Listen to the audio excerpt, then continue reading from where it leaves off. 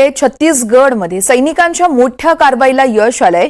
नक्षलवादी लपत असलेली मोठी गुहा सैनिकांना सापडली आहे। 1000 नक्षलवादी लपू शकतात अशी ही गुहा आहे आणि करेगाट्टाच्या टेकड्यांवर ही मोठी गुहा सापडल्याचं सांगितलं जाते। 5 दिवसांपासून सुरू असलेल्या कारवाई दरम्यान सैनिकांना मोठं यश आलंय। एनडीटीव्ही मराठीच्या हाती नक्षलवादी गुहेचे फोटो आणि व्हिडिओ देखील लागलेत, जे सैनिकांनी ऑपरेशन दरम्यान जप्त केलेले आहेत। गुहेमध्ये पाण्यापासून ते विश्रांतीच्या सुविधांपर्यंतच्या सगळ्या सुविधा आहेत। गुहेच्या आतमध्ये मोठं मैदान देखील सापडल्याचं सांगितलं जात आहे। छत्तीसगडमध्ये सैनिकांच्या मोठ्या प्रमाणात एक कारवाया होत आहेत आणि त्यातीलच एक कारवाई ही महत्त्वाची मानावी लागेल। नक्षलवादी लपत असलेली एक मोठी गुहा ही सैनिकांना सापडली। 1000 नक्षलवादी लपू शकतात अशी गुहा त्यांना सापडली आहे। तर करेगाट्टाच्या टेकड्यांवर ही मोठी गुहा आहे।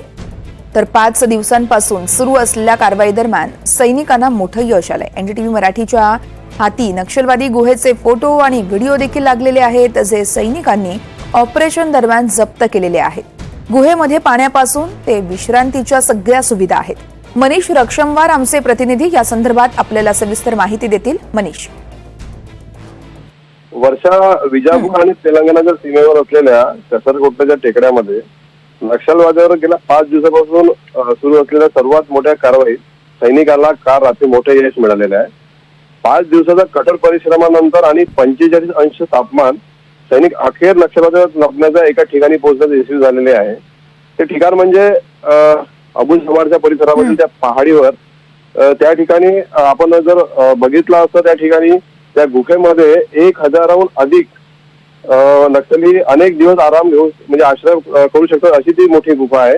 त्या गुफेमध्ये पाण्याच्या सुविधेपासून सर्व सुविधा आहेत। अशा पद्धतीची खूप मोठी गुफा पोलिसांच्या हाती आलेली आहे आणि त्या गुफेमध्ये मैदान देखील मोठं मैदान आहे।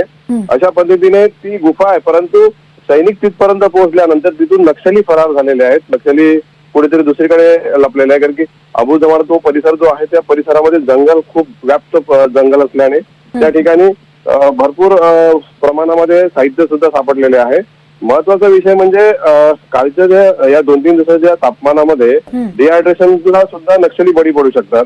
त्या टेकड्यामध्ये मोठ्या संख्येने नक्षलवादी देखील डिहायड्रेशनला बळी पडलेले आहेत। आणि दुसरीकडे असे म्हटले जात आहे की 4 दिवसापासून सुरू असलेल्या कारवाईमुळे नक्षलवाद्यांना आता अन्न आणि विशेष लहान तहान लागलेली आहे। त्या सूत्राने माहितीनुसार नक्षलवादीने स्वतःला सुरक्षित ठेवण्यासाठी सुमारे 4 महिन्याचे रेशन सुद्धा त्या गुहेमध्ये लपवून ठेवलेलं होतं। वर्षा, मनीष, धन्यवाद तुम्ही दिलेल्या या सविस्तर माहितीसाठी।